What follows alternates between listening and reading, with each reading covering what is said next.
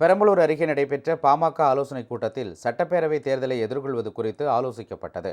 பெரம்பலூர் மாவட்டம் குன்னத்தில் வேப்பூர் தெற்கு மற்றும் மேற்கு ஒன்றிய செயலாளர், ஊராட்சி தலைவர், பொருளாளர்களுடனான ஆலோசனைக் கூட்டம் மாவட்ட செயலாளர் செந்தில்குமார் தலைமையில் நடைபெற்றது. இதில் மாநில தேர்தல் பணிக்குழு உறுப்பினர் சதாசிவம், மண்டல பொறுப்பாளர் ஐயப்பன் ஆகியோர் கலந்து கொண்டு புதிதாக பொறுப்பாளர்களை பொன்னாடை அணிவித்து கௌரவித்தனர். 2026 சட்டப்பேரவை தேர்தலில் பாமக வெற்றிக்கான களப்பணியை தீவிரப்படுத்துவது என கூட்டத்தில் முடிவெடுக்கப்பட்டது.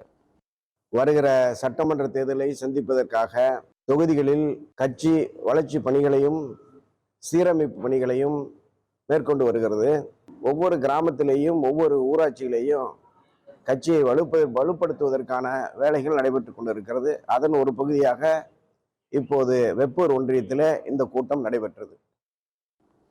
இதேபோல் அகரம் சீகூரில் வேப்பூர் வடக்கு மற்றும் கிழக்கு ஒன்றிய நிர்வாகிகள் கலந்தாய்வு கூட்டத்திலும் சதாசிவம் கலந்து கொண்டு ஆலோசனைகளை வழங்கினார். மாநில செயற்குழு உறுப்பினர் அணுக்கூர் ராஜேந்திரன், அமைப்பு தலைவர் மருதவேல், வன்னியர் சங்க மாவட்ட செயலாளர் சுப்பிரமணியன் உள்ளிட்டோர் கூட்டத்தில் பங்கேற்றனர். இதனிடையே தஞ்சை மாவட்ட ஆட்சியர் அலுவலகத்தில் நடைபெற்ற குறைதீர்ப்பு நாள் கூட்டத்தில் உழவர் பேரியக்கத்தினர் கலந்து கொண்டனர். திருமங்கை சேரி, வன்னியக்குடி, மொழையூர் உள்ளிட்ட வாய்க்கால்களை விரைந்து தூர்வார வேண்டும், பயிர் காப்பீடு வழங்க வேண்டும் போன்ற கோரிக்கைகளை வலியுறுத்தி ஆட்சியரிடம் அவர்கள் மனு அளித்தனர்.